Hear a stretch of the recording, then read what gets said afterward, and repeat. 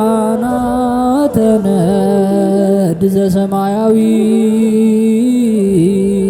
ማይፈድ በእንተ በግዑ እቀብዋ ነዛቲ ያዘድ።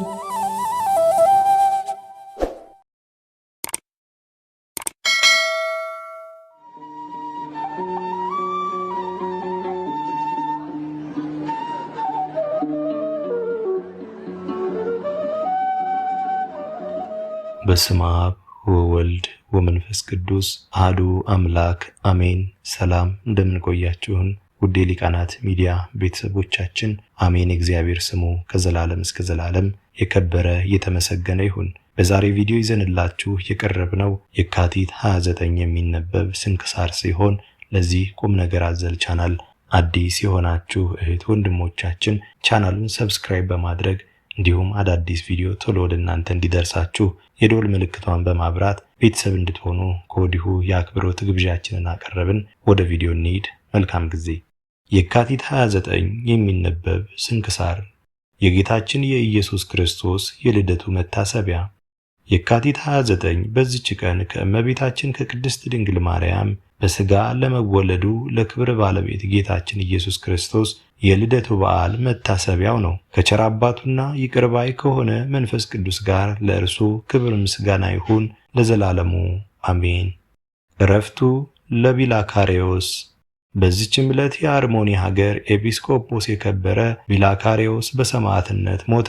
ይህም አባት ፈጽሞ እስካረጀ ድረስ በተሾመበት ወንበር ብዙ ዘመናት ኖረ። ብዙ ድርሳናትንና ተግሳጻትንም ደረሰ።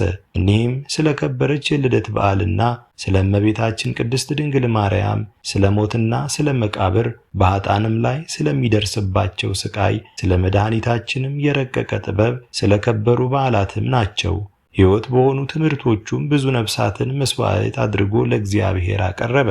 በክርስቲያንም ወገኖች ላይ የስደትና የመከራ ወራት በሆነ ጊዜ በክብር ባለቤት ጌታችን ኢየሱስ ክርስቶስ ስም ደሙን ሊያፈስ ወደደ። ሕዝቡንም ሰብስቦ በቀናች ሃይማኖት ይጸኑ ዘንድ አዘዛቸው። ስለ ጌታችን ኢየሱስ ክርስቶስ ደሙን ሊያፈስ ይሻልና እነርሱ እንግዲህ ፊቱን እንደማያዩት ነገራቸው። ሰምተውም አለቀሱ። ስለ መለየታቸውም እጅግ አዘኑ። የሞት ልጆችን ሆን ዘንድ ለምን ትተወናለህ አሉት። ማስቀረትና ማስተውም ባልተቻላቸውም ጊዜ ከእርሳቸው ዘንድ ወጥቶ ወደ መኮንኑ ሄደ። በፊቱም ቆሞ በክብር ባለቤት በጌታችን ኢየሱስ ክርስቶስ ታመነ። መኮንኑም ብዙ ስቃይ አሰቃየው። ሕዝቡም ብዙ ልመናን አብዝተው ለመኑት። ራስህን አድን፣ ከከተማውም ውጣ አሉት። እርሱም ልባቸውን ደስ ያሰኝ ዘንድ በስውር እወጣለሁ አላቸው። በዛችም ሌሊት ሰማዕትን ትሆን ዘንድ የተመኘኸው በጎ ምክር ለምን ረሳህ እንደሚለው ሰው ሆኖ ራእይን አየ። ከዚህም በኋላ ተመልሶ ለመኮንኑ ተገለጠለት። በዚያም ጊዜ ራሱን በሰይፍ ይቆርጡ ዘንድ መኮንኑ አዘዘ። የሰማዕትነት አክሊልንም በመንግሥተ ሰማያት ተቀበለ። ሥጋውንም ምዕመናን አንስተው ወሰዱት። ለኤጲስቆጶሳትም እንደሚገባ አክብረው ገንዘው በመቃብር አኖሩት። ለእግዚአብሔርም ምስጋና ይሁን፣ እኛንም በጸሎቱ ይማረን፣ በረከቱም ከእኛ ጋር ትኖር ለዘላለሙ አሜን። አስጀምሮ ላስፈጸመን ለልዑል እግዚአብሔር ክብር ምስጋና ይሁን መቼ ለዘላለሙ አሜን። ውድ የሊቃናት ሚዲያ ቤተሰቦቻችን የካቲት 29 የሚነበብ ስንክሳር ወደ እናንተ አቀረብን። ይህን ይመስል ነበር። በቀጣይ በአዲስ ክፍል እስከምንገናኝ ድረስ እግዚአብሔር ቸር ያቆየን። መልካም ጊዜ